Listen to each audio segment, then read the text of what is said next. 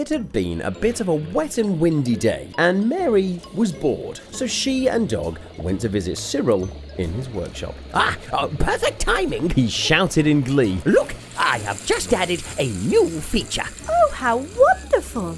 Exclaimed Mary. Let me explain. Our time machine can take us anywhere in time. We can go backwards or forwards, in the past or the future, but now we can go sideways too. All we need to do is type in a word, and the machine will take us to a far-off place to explore. Ooh, like jungle or iceberg. Exactly. The clever professor smiled.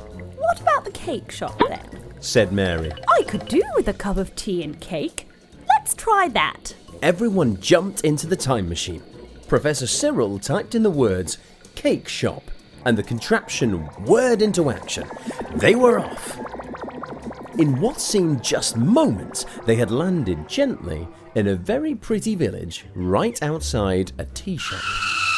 Cake's on me! Shouted Mary, and delighted, everyone jumped out. But as they approached the door of the tea shop, they saw a big sign saying closed. Oh, bother. Let's try another. And sure enough, just down the street, there was another pretty tea shop. But when they got there, they saw a large sign hung in its window too. Sorry, closed. No cake. Oh, how disappointing, sighed Cyril. Just then, they saw a rather sad-looking passerby. I say, called Mary. Can you tell me where there is a cake shop open around here? Oh, you won't find a cake shop open here in Timberdale. Cake has been banned by our queen. This was shocking news indeed. What sort of a tyrant must this queen be? She had banned cake. Mary wasn't at all sure she would like this place. Dog wondered if dog biscuits counted. But why? Asked Cyril. Well, Queen Eleanor is wonderful at many things. She can sing and dance and knit and sew and is the best in all the land at Minecraft. The villager explained. But she can't bake. And she does so love cake. It upsets her so much that she has banned all baking in Timberdale. All of our best bakers have tried to teach her, but she burnt everything. And now they are all in the dungeons of the castle, and there is a great sadness over Timberdale. I say. Mary looked at the professor. He nodded back. They were going to do something to help. Trunk! Shouted Cyril. We have work to do. Trunk was very useful. He was full of many wonderful gadgets, from thingy-mabobs and whiz-gigs to whatchamacallits and whatnots. Everything the professor could need. Mary and Dog decided to go for a walk and leave him to it.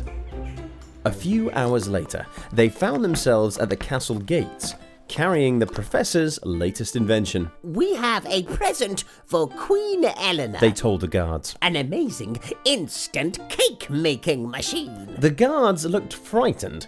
Yes, the Queen would love a machine to make her cakes, but what if it didn't work? Well, that would make her very angry.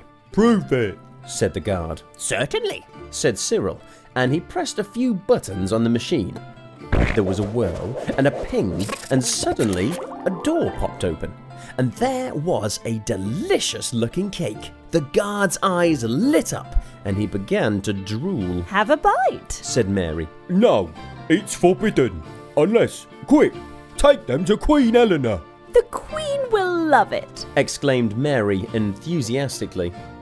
Moments later, they were in the Great Hall, with a cross-looking Queen Eleanor sat on her throne. My friend Professor Cyril has made you a gift, an instant cake-making machine, so you can make perfect cakes every time. What? said the Queen, getting up from her throne very interested. Really?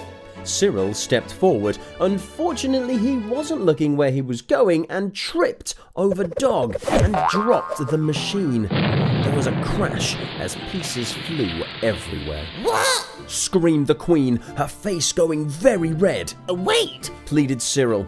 We can mend it. Dog, quick, your magic sparkle glitter glue. Dog always carried this around with him in case of emergencies. Well, you never knew with Mary and Cyril around. In a flash, the Professor, with the help of Trunk, had glued everything back together. The Queen stood with her hands on her hips. Nervously, Cyril offered the machine to the Queen. She reached forward and pressed the button. There was a whirl and a ping, and the door popped open, and there was a delicious-looking cake. The Queen reached forward and took a large bite, and her angry face changed to a huge smile. I have made a cake. She cried. I have cooked a cake. She pressed the button again and again, and soon there were delicious cakes everywhere. From this day forward, She declared. we shall all eat cake. There was great rejoicing in the village below the castle. At last, the villagers could eat cake again. The Queen let all the bakers out of the dungeons, and soon the air was filled with all sorts of delicious smells. In thanks, the people of Timberland gave Mary, Cyril, and Dog as many cakes as they could carry, which, when stored in Trunk, was quite a lot. Do stay for tea. They cried, but Mary felt it was time to go. It had been an eventful day, but perhaps it would be safer to eat their tea and cake at home. After all, she wasn't sure what might happen when Dog's magic glitter glue wore off.